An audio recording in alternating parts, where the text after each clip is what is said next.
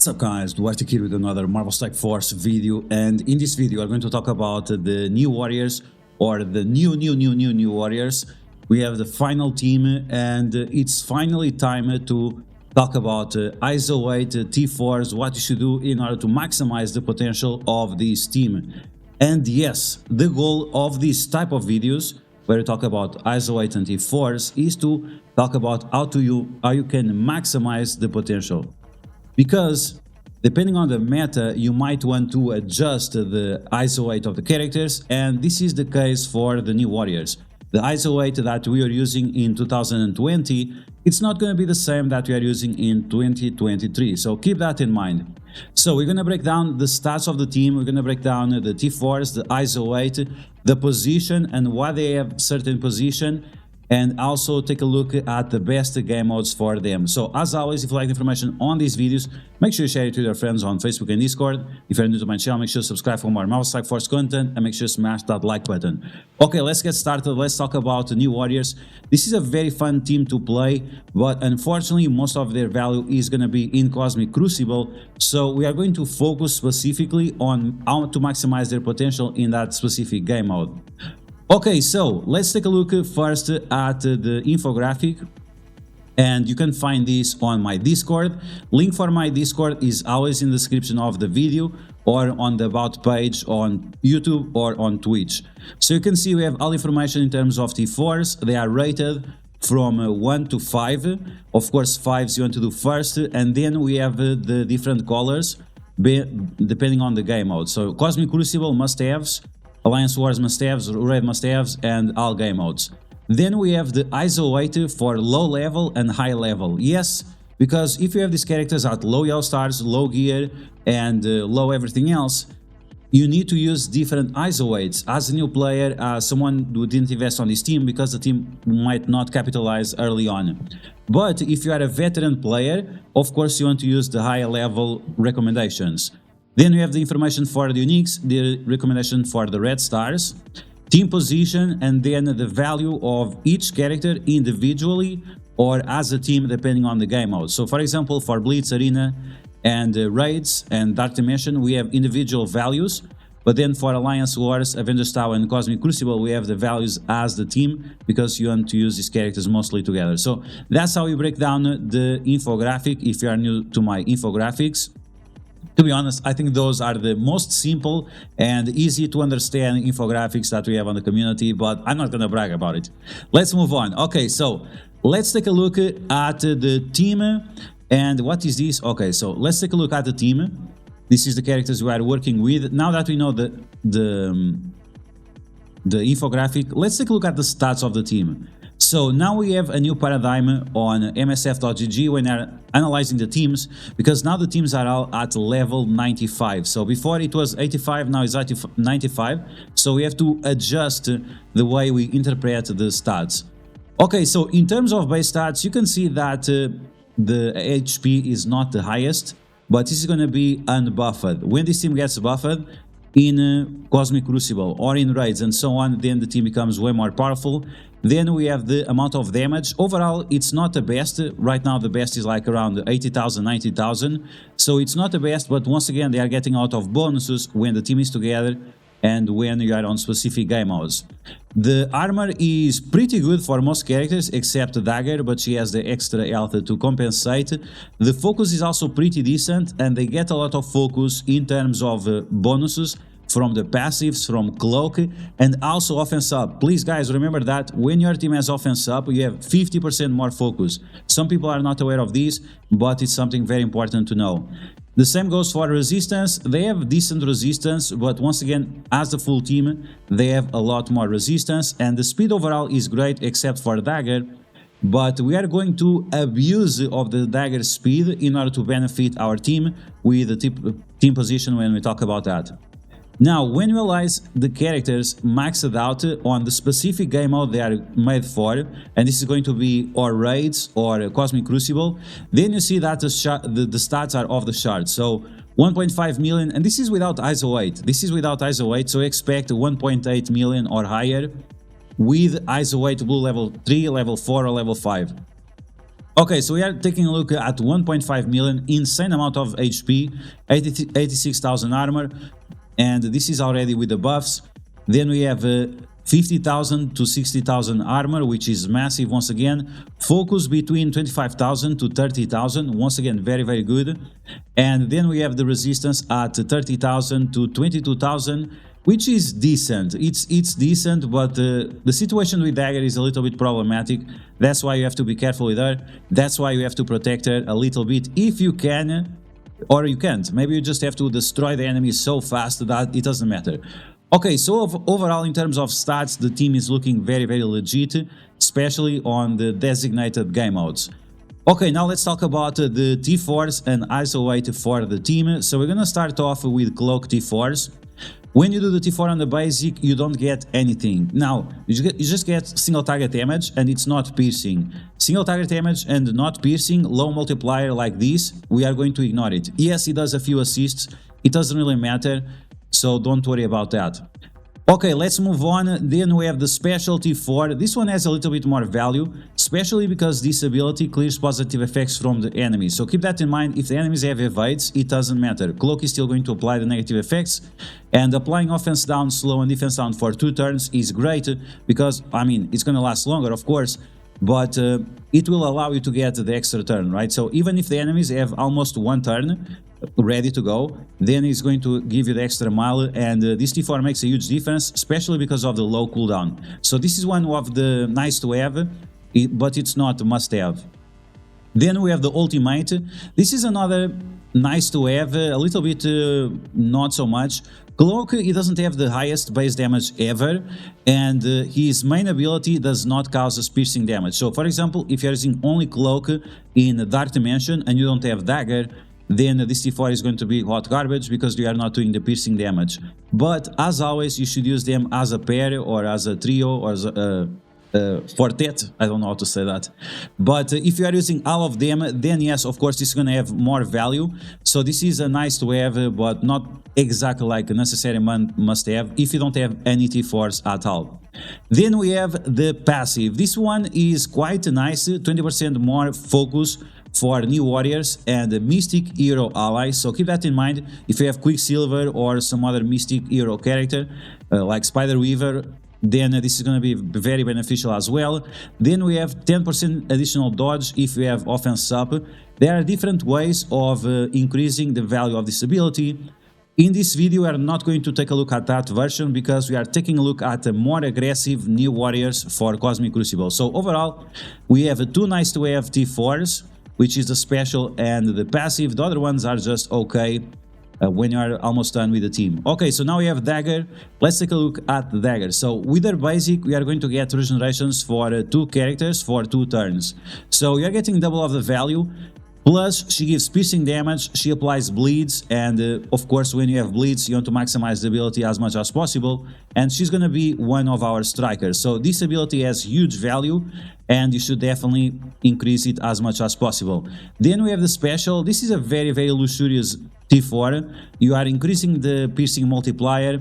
The clearing positive effects, it's only on the first target. On the secondary targets is crit based, and that's very RNG. I don't like the RNG of this ability. I have seen a lot of people failing to use these crit abilities, so I definitely do not recommend, and this is why this T4 is not a priority. Okay, now we have the ultimate of Dagger, and unlike Cloak, she does the piercing damage first and then she does the normal damage. So this one has a little bit more value than Cloak, and also on top of that, Dagger, she has more base damage than Cloak. She has like 50 or more % base damage than Cloak, so of course this one is gonna have a lot more value than Cloak's ultimate. Let's move on to the passive. This one on spawn is going to increase the amount of regenerations that you apply to the allies from 2 to 3. And sometimes this is a problem, which is not great if you are facing characters like Thanos that can flip your positive effects into negative effects. As you can imagine, this is not going to be a great ability because you are going to end up with a bunch of bleeds. Polaris, we have Dr. Octopus, we have Omega Red, there are plenty of characters, so you have to be very picky on when you are doing this T4 and where you are going to use this team on. The increase of resistance is nice, but it doesn't allow us to compensate the fact that those other characters can flip all those other positive effects. Okay, so once again, in terms of T4s that you need for Dagger or must-haves, I would say the basic. The other ones are optional, but once again, prioritize the ultimate, the passive, and finally the special. Let's talk about Deathpool. So Deathpool is a very controversial character. It's going to be more controversial when you talk about the ISO 8. And yeah, I'm going to get so much hate because of the ISO 8 for her, but it will make sense. Okay, taking a look at her T4s. On the basic, you are going to increase the damage on minions and on normal characters, and she attacks primary target and adjacent targets. So you're gonna get a lot more value out of this T4, and especially if you are facing summoners like Kingpin or Nick Fury. Then she also flips stealth and speed up, guaranteed, from 50% chance. So this is going to be very important against Asgardians, against Nick Fury, against all kinds of teams that get speed up. But once again, you have to make sure that, oh, am I using the right ability? Do I need the charges of the ultimate? So this one, it's a great T4, but this is more for skilled players. If you're not very used with this team and using the basic before anything else, keep that in mind, because this is a great T4, but once again, for more skilled players that are very aware on how this team works. Then we have the special, and I'm gonna be honest, in 3 years, I never did this T4. Might do it now, not because it has a huge value, but just because I want to max out the team. Transfer all negative effects from this target to other targets, because we are using New Warrior so many times against She-Hulk, and She-Hulk can throw a bunch of negative effects at your face. Then you might have the opportunity of using this T4, because let's be honest, until now it was very rare to have a situation where this T4 would be useful. So it's a T4 that is decent depending on which team you are facing. Once again, against Gamma, against enemies that throw a lot of negative effects to you, great. Otherwise, it's not a great T4, it's definitely a skippable one. Okay, now we have the ultimate. The ultimate was a very powerful ability in 2020, 2019, whenever this team was released. Right now is not as important. And yes, we have bleeds on the ultimate, but with the Gwenpool, with the Dagger increasing stats, with Firestar and so on, this ability is not as important as it was in the past, and you only want to use this ability whenever it's fully charged. So you have to, once again, this is for skilled players. Should I use the basic to clear speed up, or should I use the ultimate to gain more charges? With Gwenpool, you don't need to get these additional charges, so keep that in mind. And that's pretty much it. The damage that ability does and the bleeds are not important. You are going to do the 20,000 piercing damage anyway when you are fully charged. So while in the past this was a very recommended T4, right now is not as important as it was. Okay, now we have the passive ability, and the passive ability works whenever you kill enemies. So once again, if you are facing summoners, this is going to be extremely useful. If you are facing a super tanky team, it's not going to be as useful. It's not. Some people compare it to Kestrel. It's not similar to Kestrel at all, because Kestrel, she attacks characters whenever they have defense down, and this one attacks whenever you kill an enemy. So for example, even if you are using Kestrel in Dark Dimension, she has way more value than Deathpool, because you cannot kill the enemies so often, but you can of course apply tons and tons of defense downs to the enemies and trigger those defense downs. So it's similar to Kestrel, but it's not by any means anywhere near as powerful as Kestrel's. And this is why this is a decent T4, but it's not like a must-have T4. Once again, priority should be the basic, then you can do the passive, then the ultimate, and finally the special. Let's move on to the next character. We have Gwenpool.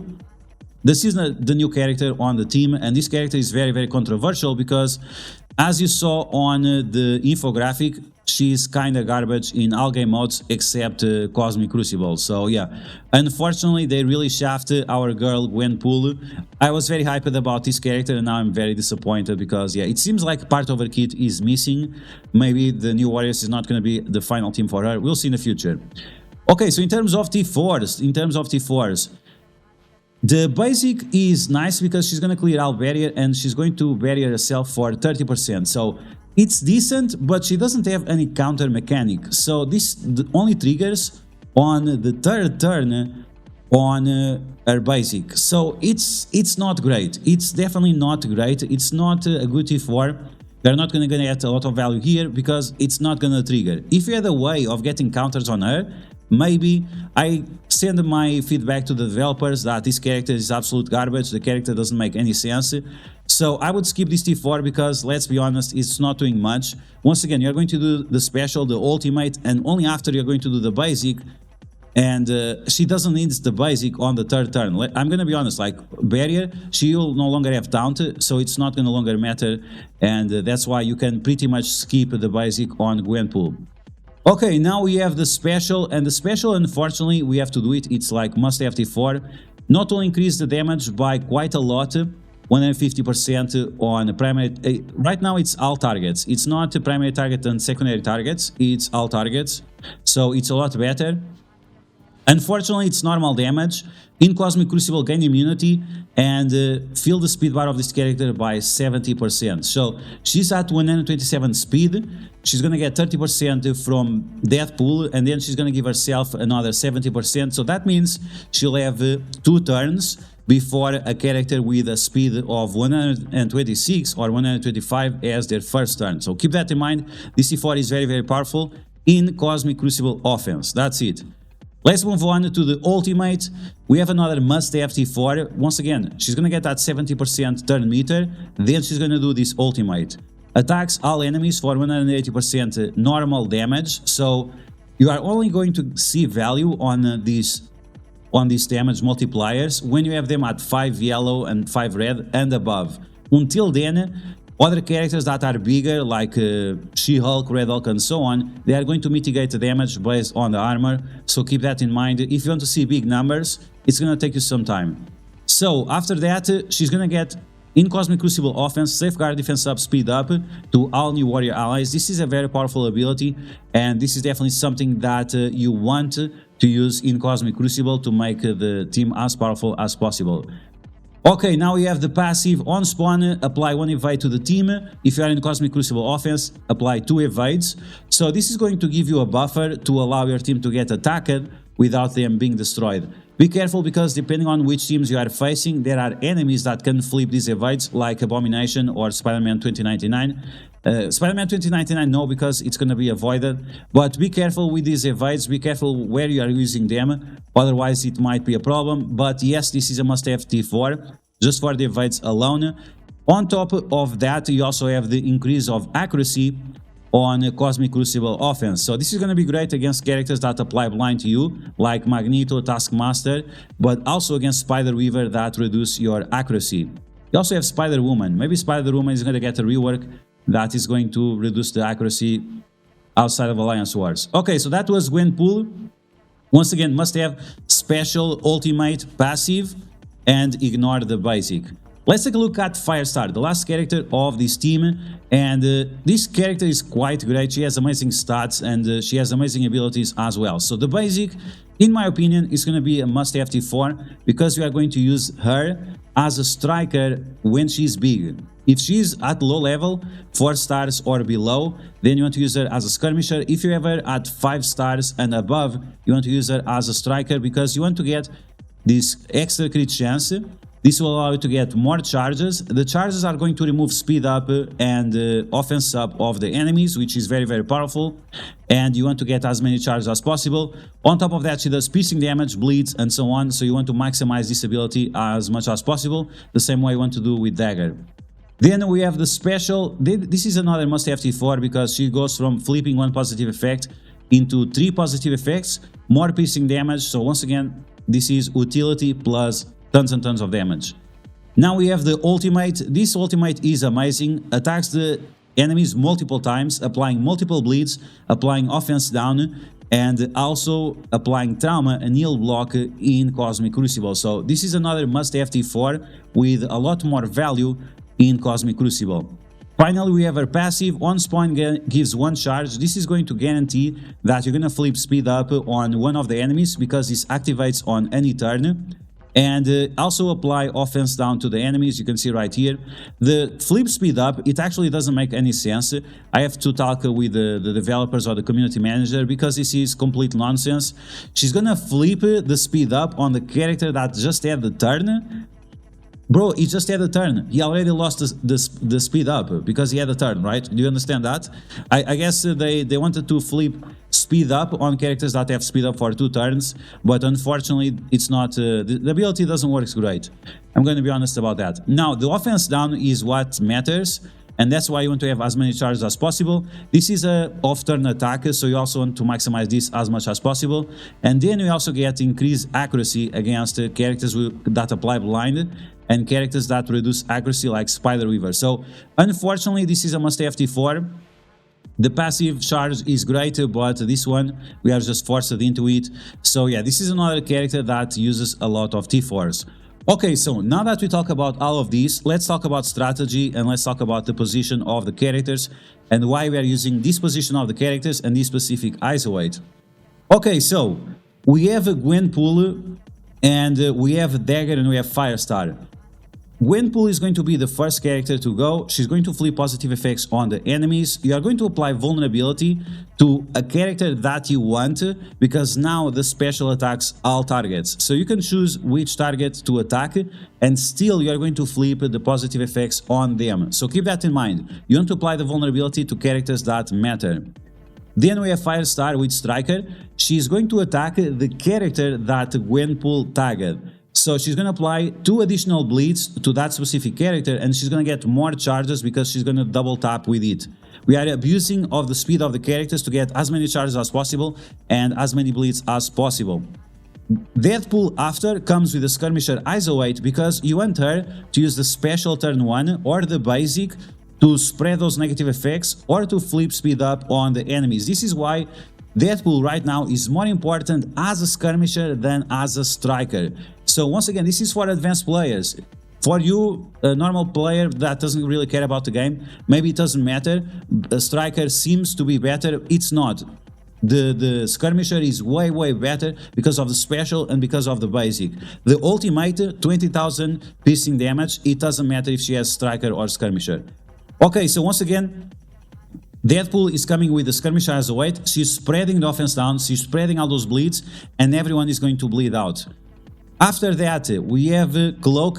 Cloak is going to do his ultimate, and he's a striker because with his ultimate he applies vulnerabilities and he can activate his isolate attack from his own ultimate. So it doesn't matter right now on this specific meta to have Cloak as a skirmisher. It was in the past, right now it doesn't matter. The striker is actually going to be more beneficial to you because you can double tap the enemies with offense down, and that means 30% turn rewind instead of 15% turn rewind. And this is why it's so important to have Cloak right now in 2023 as a striker, because you're going to be able to reduce the turn meter of the characters by 30% instead of 15%. Some people were going crazy, oh, why is Cloak striker? Because of that, because you are thinking on the outdated meta, and once again, it's not 2019, it's not 2020, it's 2023, and right now this is a Cosmic Crucible team. Keep that in mind. After that, after Cloak goes, we are going with Dagger, and Dagger, she's going to give offense up to Firestar and to Gwenpool, and that will allow Gwenpool to use her ultimate and do tons and tons of damage to the enemy because of that additional offense up. And the same goes for Firestar. Once again, we have multiple vulnerabilities now on the enemies. Firestar is going to do her basic for precision damage or her special to flip buffs on the enemies, and then she's going to apply more bleeds, more precision damage, more piercing damage to the enemies with guaranteed offense up. Keep in mind that at the same time, every time that Firestar does her basic or her isolate attack, she can apply offense up to Cloak and to Deathpool. So it doesn't even matter if they don't have enough focus or anything like that. Like, don't worry about that. The team like this works great. It works really great. Not only from my experience, from other players' experience as well. And yeah, right now this is the meta. This is how you want to use the new warriors: Cloak, Dagger, Deathpool, Firestar, Gwenpool, and Deathpool, I guess. I think I said all characters. And yeah, I think this is how you should change your mind. Try to understand the arguments that I'm making. Once again, the turn rewind on Cloak is so important. It will allow you to turn rewind Wong 30%, and that will allow you to destroy the team before they have a turn, or Red Hulk, or anything like that. Keep that in mind. It's very, very important, that extra turn rewind on the enemies. So I think that's gonna be all. I don't think we have anything else to do. Oh yeah, we have to talk about the game modes. Okay, let's talk about the game modes for this team. So we have the Blitz. So for Blitz, Cloak is going to be the best because he has the most value. The same goes for Dark Dimension and Raids, because you can use Cloak individually on any team. It's still going to apply tons of negative effects to the enemies. Gwenpool, she sucks, let's be honest, that's it. Deathpool, she's great, but she's going to be better together with Cloak. Firestar, you can use her on pretty much any team, and the same goes for Deathpool. That's why they have additional value. Of course, you don't want to use these characters in Arena, in Raids. These characters are going to be great. Firestar, she's not great with Death Seed, of course, and Death Seed right now is the main team that you use for Raids. Gwenpool, she's barely usable in Raids. It's okay, it's not great, it's not a good experience, but yeah, sure, you can use her if you don't want to invest on other characters for Raids.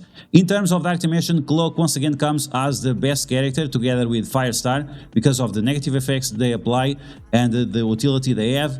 Dagger comes as a second character.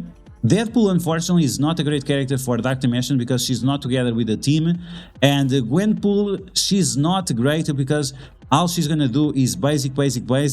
She's fast but not fast enough, and her cooldowns are just way too long to be somewhat useful in Dark Dimension. In Alliance Wars, this team only beats like off-meta teams.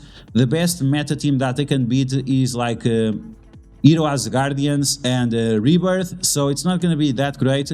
Avengers Towers, they are pretty decent because you can choose which target you are going to attack, and you can also split the team to improve other teams, so overall they have a little bit more value than in other game modes. And of course they were made for Cosmic Crucible, so that's going to be the best place where you can use this team. Okay guys, so that's gonna be the new Warriors, everything break down exactly so you understand why we have this specific position, why we're using the specific ISO weight, and why you should use and prioritize certain T4s over others. This is a great team, this is a fun team to play with in Cosmic Crucible, in Raids, and also somewhat in Dark Dimension. Not the entire team, but at least part of it. So that's gonna be the video, guys. I hope you guys enjoyed the infographic for the new Warriors. Once again, let's take a look at it. You can find this on my Discord. Once again, link will be in the description, and I hope you guys enjoyed. If you did, make sure you smash that like button like a boss, and if you found this video helpful, make sure you share it with your friends on Facebook and Discord. If you are new to my channel, make sure you subscribe for more Marvel Star Force content, and I will catch you guys later.